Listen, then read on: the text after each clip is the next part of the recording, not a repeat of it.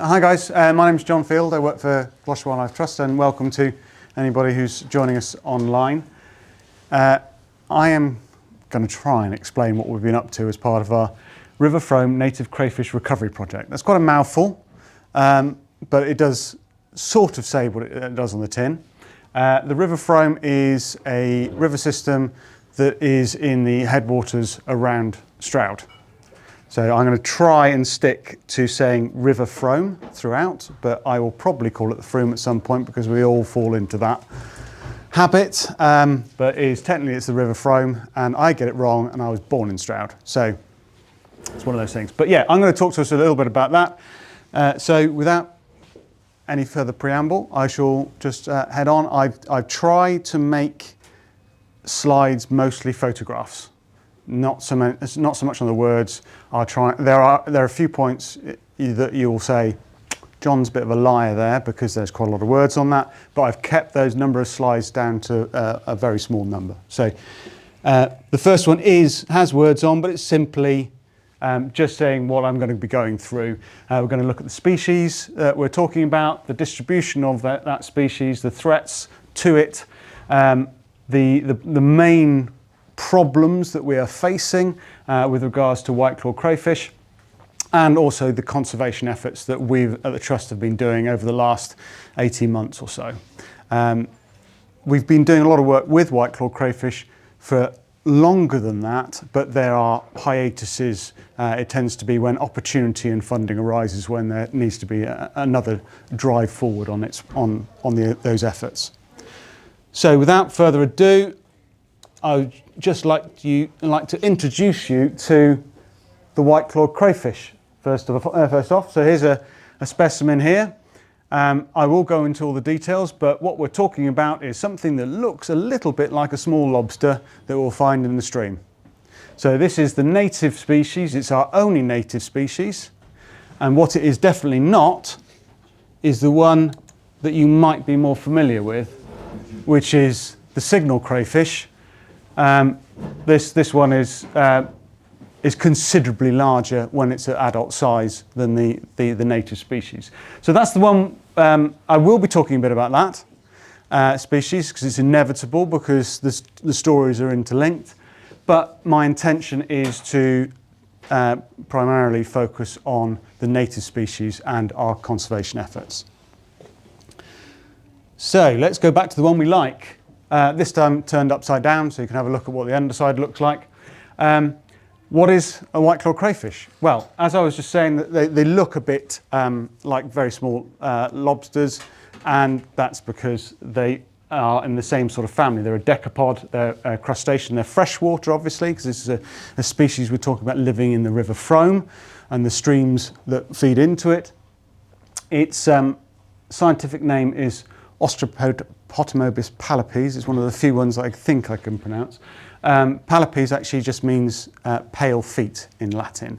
So its name is derived from the underside of its claws being slightly pale.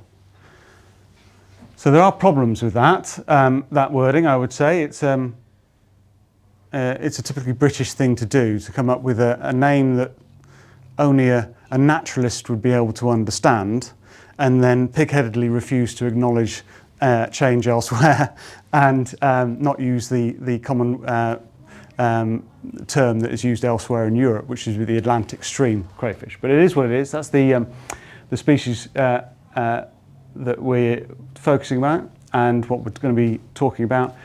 It's a much smaller species than the other species that we will talk about, but we're talking 12 centimetres from tip of rostrum to end of tail. They can be a bit bigger than that. You can have 15. That's fancy language for saying top to bottom. Okay, so there's the rostrum and there's the bottom of the tail.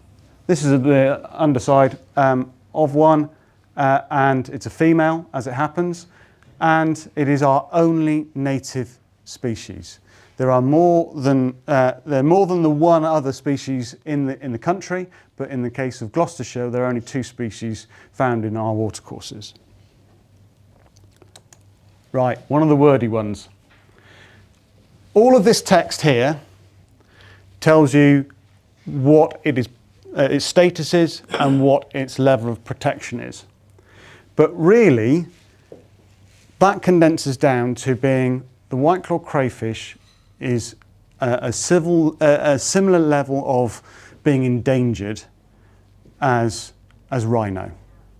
Okay, so it is one of our rarest species. So yeah, there are all sorts of, I put in the technical bit for those people who like that, but these are sort of weird, sort of like 10 kilometre squares. They're called hectads. Not sure that anybody uses that sort of language outside of a scientific journal, but they aren't found in all the places where they once were anymore. There's a big decline. In the Frome catchment, we have these three populations. Well, really it's two and one is on its way. So you've got the two populations. You've got the Painswick stream, where the population is highly fragmented. You've got the Climperwell stream, which is a very, very short stream indeed. So the Painswick stream rises in Cranham, above Cranham, drains all the way down through the valley into Painswick itself, and then there's about another length of the same length of stream below Painswick before it discharges into the Frome and Stroud. The Climperwell stream is about 1.5 kilometres in a woodland, and that's it. And we reintroduced them into the Dillay Brook in 2018. So that population is there, but it needs help. All these populations need help. So you've got the Painswick stream, very highly fragmented, and you've got the Climperwell stream, is very, very isolated. It hasn't got anywhere to go. It's very much at risk. And then the Dillay Brook is where we've put them in. They need more help, and more help is part of the conservation translocations that we've been doing, and that's what I'll focus on in the sort of the second half of my talk. All of that condenses into this. Endangered, 80% decline in the last 10 years, and it wasn't in a good starting point. And this is very seriously a species that is at risk of extinction, certainly at local level, potentially at national level as well. So why is that? Now, I've used this picture here. This is a bit unfair because this is not a white-clawed crayfish stream, but it's a picture that I think demonstrates some of the issues, it sort of encapsulates some of the issues that are faced by our watercourses. So you've got the bank is heavily poached by cattle. The stream is widened as a consequence. A lot of siltation coming from that poaching, but also because the stream is now a wide stream rather than a shallow flowing stream, you get a lot of deposition there as well. So siltation is an issue. Pollution is very much an issue. It's a very sensitive animal. We're talking about an invertebrate living underwater. It is dependent on that water chemistry to keep it alive. It's dependent on the oxygen within that water column to survive. So if you have pollution events, funnily enough, it has quite a major impact on anything that lives below the waterline. Key one obviously is habitat loss, fragmentation, degradation. I would say this is degradation because it's only a short stretch. Had it been a prolonged stretch of watercourse, you would say that's habitat loss. But certainly you've got this situation where you can have areas of very poor, suboptimal habitat or habitat that's completely lost, and then there's a bit of a leapfrog to where you might find the species again. Flooding can be an issue. Now, you can say that, well, rivers have always flooded, of course they have, but if you imagine a river system and you've got all the little streams coming in, these intense storms we suffer these days, if it deposits water above one of those, in all likelihood, whatever's living in there gets flushed out. And if you're a white-clawed crayfish, that means you might actually lose most of the population, if not all the population in that stream. If you're in every single little stream, like you used to be, losing one little stream doesn't matter for the species. Now, we're only in these tiny little areas of these streams. It means that you can lose a very significant proportion of a population, if not an entire population, in one of these instances. So hence the reason why we're doing what we're doing. I've left the biggies to the last. There's crayfish plague. It's a waterborne disease that impacts and affects our native species, and there are also a whole host of non-native crayfish that pose a threat to the species. So I'm going to stave off a little bit longer talking about signal crayfish and focus on crayfish plague a moment, and there's a reason behind that. I'm very grateful to have never had to take that photograph because crayfish plague is it's a water mould, and it is almost 100% fatal to an entire white-clawed crayfish population. So it's a fungal spore. It lands on the carapace of the crayfish. So crayfish has got an exoskeleton. It lands on the carapace, and then a little mycelium pushes down, and it's getting towards the meaty bit. In the case of signal crayfish that can carry this species, disease, they have a much thicker carapace. So individual animals may become infected if there's a crack in their carapace, but as a population, the mycelium just doesn't get down into the animal itself. With regards to white-clawed crayfish, on the other hand, the carapace is much thinner, and very quickly the disease would manifest, and you can lose the entire population of a stream, or potentially an entire catchment, in the course of a matter of weeks.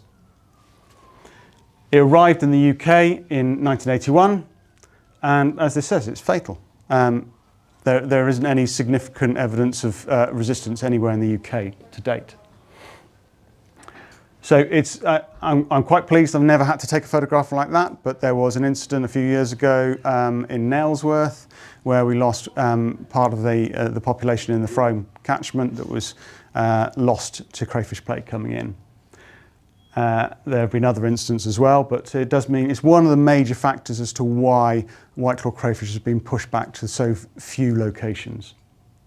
And as I say here, signal crayfish is a carrier of the disease. It's not the only thing that can carry it. It's a waterborne disease. So what it does mean is if you've used your wellies or your waders in a stream that has the disease present, your wet wellies that you've not cleaned off and then moved to another site means you can move it around. So it's not on, it doesn't move necessarily on the backs of crayfish. It moves on anything going in and out of water. So that's why we have to be very, very careful about biosecurity when we're working with this species. So I quite like that photograph there. Very, very intelligent. I go as far as saying it was a boffin. Sorry, I tapped the microphone there. But did he need to stand in the bucket whilst he's doing that? I thought it was quite funny. It might have been easier to take your boots off and clean them. But it was irresistible to take that picture because it just looked a bit weird. Anyway, back to the final part of the jigsaw puzzle of those threats. In the case of Gloucestershire, it's the signal crayfish. So there are a number of species in the UK, but they are limited to certain locations. And this is the main offender of non-native crayfish in Gloucestershire's waters. So I'll focus a little bit on this one. I'm not going to focus too heavily because I think people want to get on to saying, what are you actually doing to help, rather than too much. But I thought it would be useful to talk a little bit about it.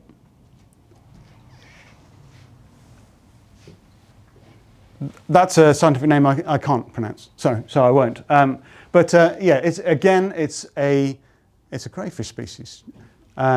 There's all sorts of different colorations, but it is on a brown background.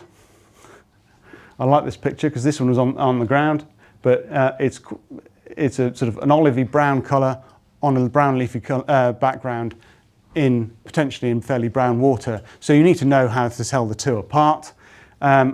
I think this is where the name of our own species is a little bit peculiar, in the sense we say that it's white-clawed crayfish is the native species. This one is a signal crayfish, and the reason why it's a signal crayfish is it has these white patches on its claws that are the signals. It's not their aggressive nature. People think that's where it comes from. They're really quite aggressive. That earlier picture of mine had quite an aggressive animal. It's doing that at me. That's not the signal. The signal is that flash of white on the upper part of the claw. But that does mean that when we get records in, it can lead to confusion. People saying, I've seen white claws. You always need to verify where that record's coming from. But signals, or American crayfish, as the name suggests, they didn't originate here. They were brought over from the 70s onwards as an aquaculture product. Let's bring this in as food. It's a species that is bigger, can be up to twice the size. It's bigger, it produces more eggs, it's sexually mature earlier, so it's a useful animal to exploit from an aquaculture point of view if it didn't escape so much. So you bring them over, you stick them into your fish farm, or your specifically designed crayfish farm, I suppose, and first winter floods, they escape and they're out in the environment, and then you've got a problem thereafter. So this is the species that is out there. It's pretty prolific, and it's the species we rather isn't out there because of the impacts it has on the native species. I did say I'd try and show the difference, but these are two pickled specimens, so the pictures are they're a little duller than you'd expect. But what I'm going to be looking for on the animal is there's a different shape in the rostrum, so that bit that sort of goes is the armoured protection over the mouth parts. These are small changes. It looks very different, as in the sort of the texture of that carapace, but there are some identifying features that are a lot easier to spot. And one of the ones that I will talk about at some point is you've got these forward-facing spines here on the white-clawed crayfish that are very, very easy to find when you've got the animal in hand. But that's why you need to be checking every single one when you're working with them, because really they look quite similar. And given the variation in colour for the signal crayfish, they can quite often look the same colour as well. And obviously, if it's an adult and it's 30 centimetres long versus one that's 15, there's a considerable difference. But animals grow over time. So small signal crayfish look very like small white-clawed crayfish. So we have to be very careful when we're working with them, particularly when we're doing what I'm going to be talking about next, which is the conservation translocations. So a little bit of an explanation on that as to what we're doing, and then I was just going to talk you through how we do it. So if you think back, there were two populations that I referred to that have been there since year dot. There's the Paynes Extreme population, and there's the Climperwell Stream population. The Climperwell Stream is very, very isolated. The outflow of that is directly into the Frome, where there are signal crayfish. So they haven't got anywhere to go naturally. If they were able to get there naturally, they'd be outcompeted. They might be killed off by disease being carried by the other species. In the case of the Paynes Extreme, they're there, but the habitat was fragmented. So what we've been doing is we've been moving white-clawed crayfish from the Climperwell Stream, under licence, obviously. We're moving a proportion of those, sustainably harvesting from the Climperwell Stream and moving those to two watercourses that are protected from invasion due to barriers at the bottom of the outflow into Stroud that don't have any crayfish in it at all. but would have once supported them. So that's the Sladbrook and the Ruscombe Brook. So we're keeping, whereas the Painswick stream, what we're doing is we're jumping those barriers that are within the barriers to their own natural migration within the Painswick stream system. So the Sheepscombe Brook, as an example, they used to be there. It discharges into the Painswick stream, but there's a section of suboptimal habitat between that discharge point and where the population is in the Painswick stream upstream. So it's a two-pronged attack. You work with the people in those areas to be able to improve the habitats, but at the moment all our eggs are in one basket, and if crayfish plague comes in, we lose. So what we're doing is moving those within the Painswick stream catchment to any stream that will support them and has suitable habitat to give them a better chance, basically.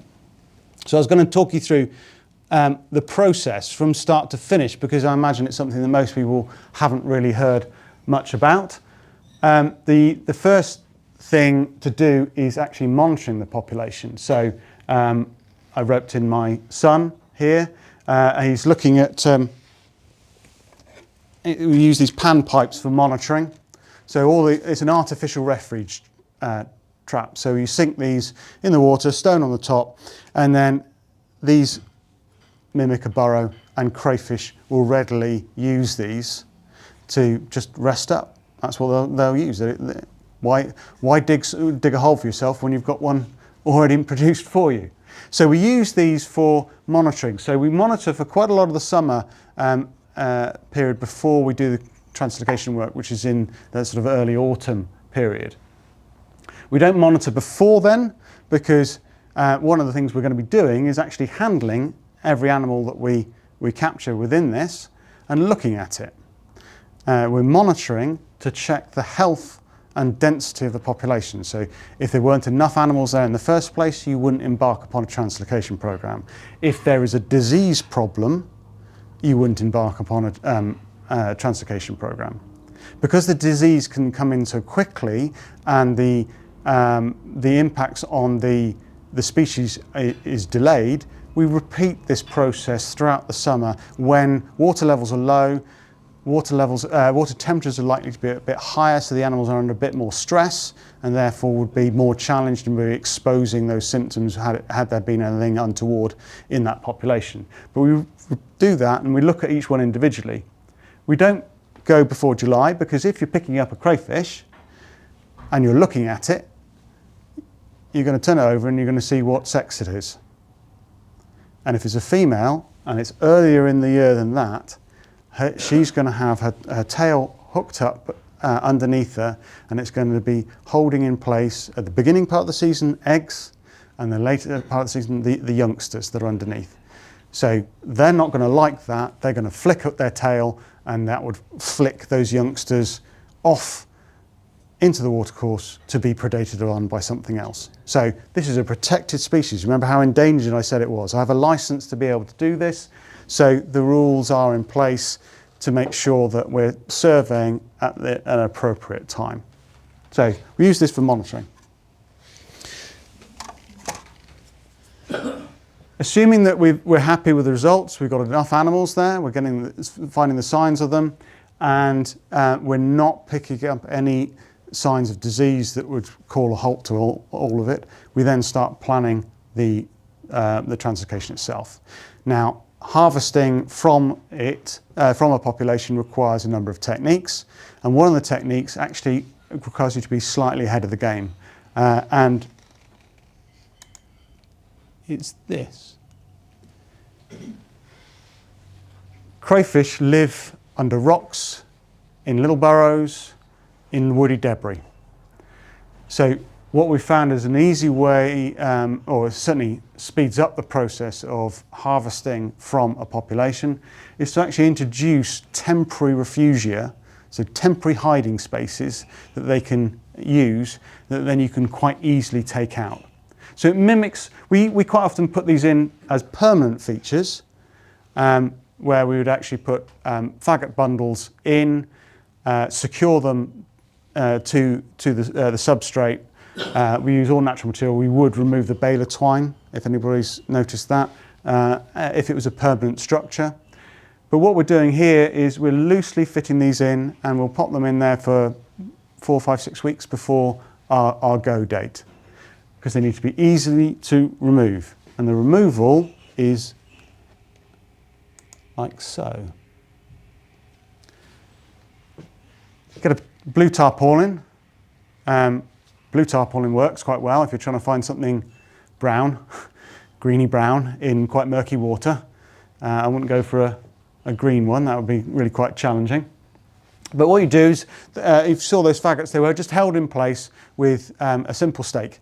Take them out, lift the faggot onto your stretched out bit of tarpaulin, you slip through the baler twine, and then you just pull the faggot apart to be able to see what's living in it, and the crayfish just crawl out of it. Those are then harvested and brought back to me, where I am working down at the sort of the processing point, where we're going through all the animals, checking them before them going into tanks, being moved off elsewhere. Are they air breathing, or have they got gills? It's gills. Yeah. So they're all right, but they're all right outside? Yes, crayfish can travel over ground, but we make sure that they're out of water for as little as possible, but they can travel significant period of time outside of water. A more classic way of harvesting is using baited traps. So this may look more familiar to what you might expect. And these traps are readily available. They are designed for commercial use. So they are designed, but their origins in commercial use is from a food source as opposed to a scientific research. So what you tend to find is that the gaps are quite large, so you're only going to get the larger individuals. You get smaller animals out of that faggot bundle that you've pulled out. You get the larger animals in the traps. Traps can be, you might find that males are a little bit trap happy. So you tend to get more males than females when you're trapping. So that's why we're using multiple techniques, because we want a large number of animals and we want both sexes, and ideally not all animals of exactly the same size.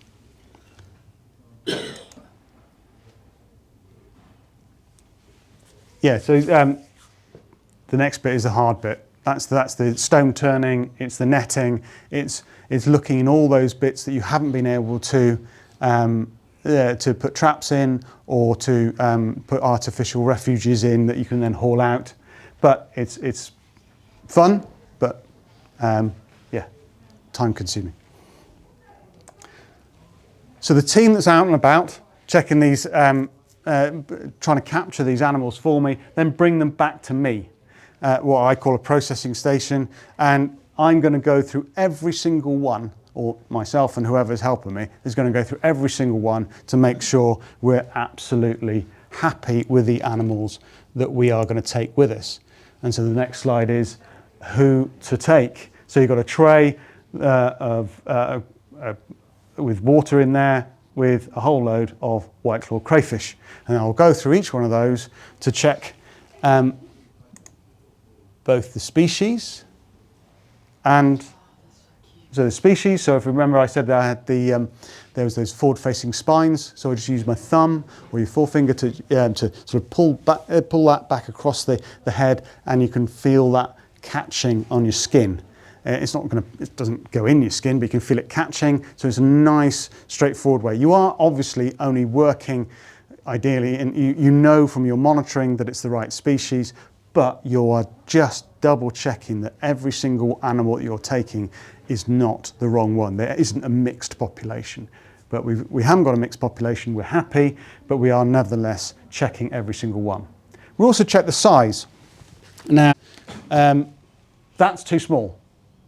So we reject ones that are too small, and we reject ones that are too large. The ones that are too small are the next generation of crayfish for that site in the first place.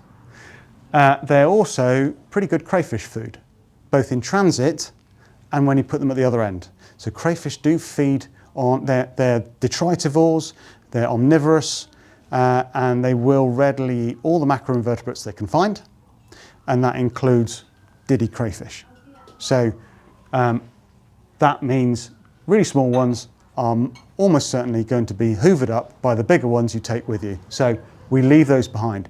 The really, really big ones we also leave behind because they tend to be the most aggressive, and also the further they are, the more likely they will have picked up some diseases they might well be fatal diseases for themselves, but then they're sort of not fatal from the population. So you're trying to reduce that risk of an aggressive animal and one that's carrying that sort of other disease loading. We sex them, and in crayfish it's relatively straightforward. You turn them upside down and look between the legs and see what they've got. I'm nearly there.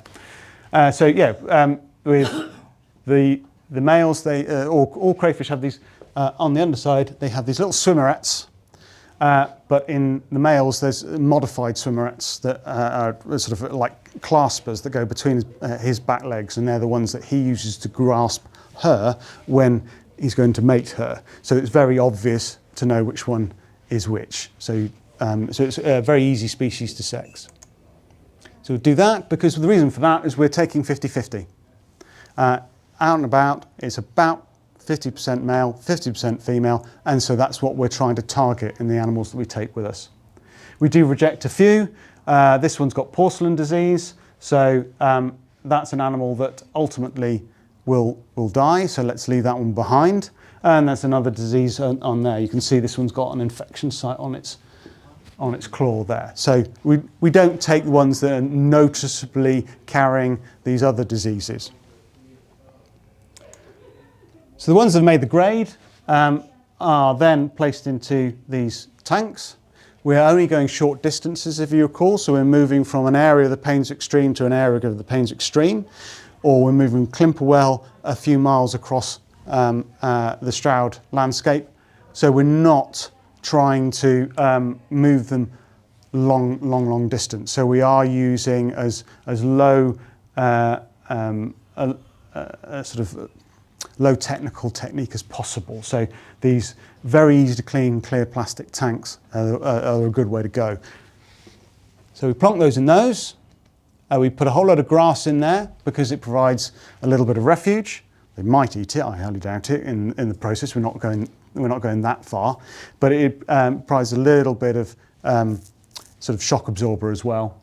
And we pack, if it's a warm day, we pack it with ice. If it's not, you're just packing it around with all your coats, people's wellies, all that sort of stuff to be able to make sure these don't slosh around. We put aerators on them, just in case, so there's air being bubbled through those for transit. And then we head out. And then you get to the other end and you've got to take them there. So most of the time you can't drive right up to where you want them to go. So you then got to have your volunteers that have helped you out in that whole process, people harvesting away, bringing crayfish in, then have to carry them down to where they need to go.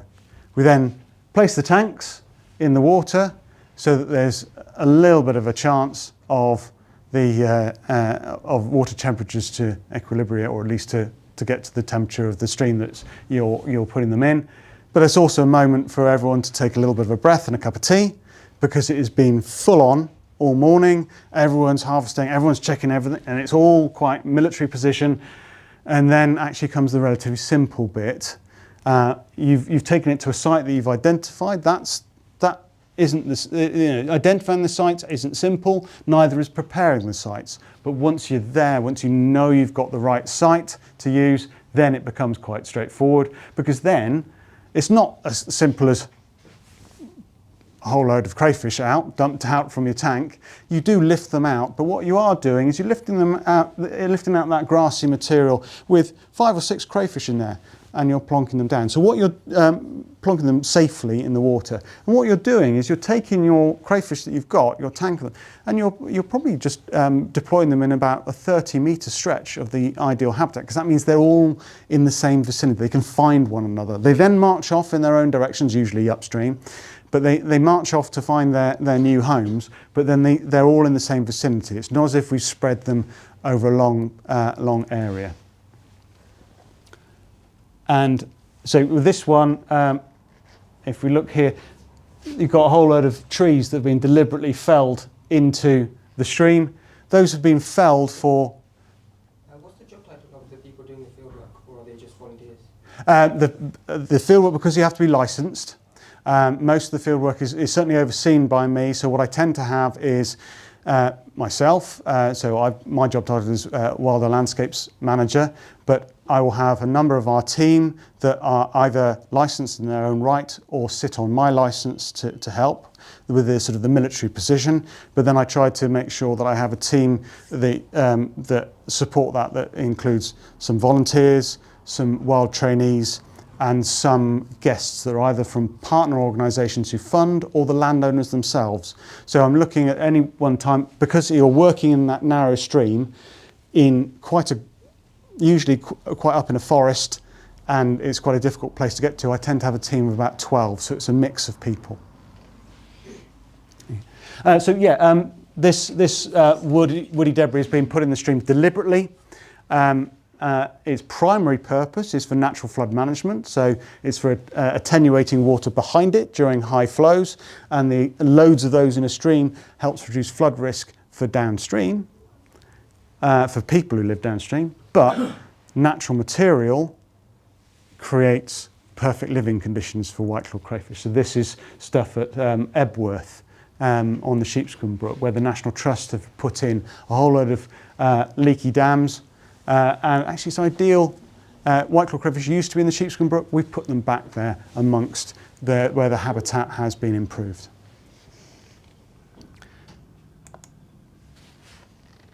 I didn't take this photo, but that's what it looks like. Well, from their perspective, I suppose. Because an individual, there we go, released, off to find their new home. And very quickly, there are a few on here. There's one there. There's another one there. They're just moving away. That's, it's quite a shallow stream, but they're moving into all the rocks, into the nooks and crannies, all those crevices that they can find. That's perfect for them. So this is loads of refuge for them to go into. So it didn't need a lot of work there, apart from the big woody debris that went in. So these are the streams we've been working on: the Paynes Extreme catchment, the Sladbrook catchment, and so there are 3 sites where we've reintroduced them so far on the Paynes Extreme. Two main areas, but the Sladbrook, there's actually been 2 separate translocations within the Sladbrook, but they are both within the Sladbrook, and also on the Ruscombe Brook. For those of you like numbers, what we're trying to do is harvest approximately 200 animals from a 500-metre stretch. And that gives us a good starting block. It gives us the sort of numbers that you can readily expect. It's the sort of numbers that you will be able to get with a bit of pressure on you, but not too much in that morning's hard graft, and then you can get them somewhere safe. So yeah, we're looking at about 200 animals each time, and that means that we're in effect sustainably harvesting. So we put them in, they may stay there forevermore, they may need a bit of a reinforcement. You might need to put a few more in subsequent years, but you need to monitor to make sure how the population's going. So I said about post-translocation monitoring, that's the last bit really. I don't check them in year 1, short of I might have a look and I might use a torch to try and see and not get into the stream. They've had quite a lot of disruption. I want them to go off and do their own thing. But certainly from year 2 onwards, I'm then going back and checking that site to make sure I can find them and I can find juveniles. So if you're finding juveniles, because we've not taken any juveniles with us, if you're starting to find juveniles, you know they're starting to breed at that site. So then you know you're sort of on the way to success. It will take 7, 8, 9, 10 years for it to really come through, but that's the process. Obviously, if we find that things aren't quite going to plan, they need a bit of a reinforcement, you might need to add some more animals in. That might be what we do. But it might be that there's been a slight of a shift in the management. A fence might have come down, so you might need to reinstate a fence to be able to make sure that the habitat is perfect for them. So we've done 4 conservation translocations this year. We did 4 the previous year, and we've done a whole host of other elements of work to improve the habitats, whether it's adding material in or protecting it from livestock. So a lot of leaky dam work, more so in year 1 than in year 2. The maths is basically the second number is the target, and the first number is where we got to. So where we've exceeded the leaky dams, for example, and the fencing, that's not because suddenly someone's charging us far less for fencing. It's because we found some additional funding from elsewhere beyond the original targets of the project.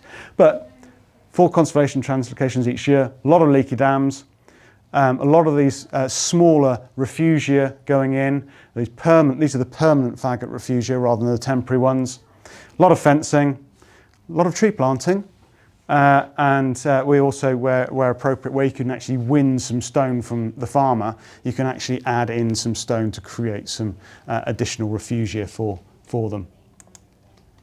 So, last 2 slides, and I'll then take a breath. All of this work is possible because of Natural England through their Species Recovery Programme Capital Grant Scheme. They are doing the heavy lifting on the funding for this, but that said, we have had very welcome and significant contribution from both Stroud District Council and the Environment Agency to help to complement that piece of work. But like I said, the heavy lifting from the main funder is Natural England. And then for those of you who think that crayfish can't ever be cute, I'll leave you with that. So yeah, any questions? That's me. So I'm going to say thank you to everyone very quickly. It sounds a bit odd saying thank you after asking any questions, but I believe the people online are closing down now. So thank you to everyone online, and we'll put questions to the floor.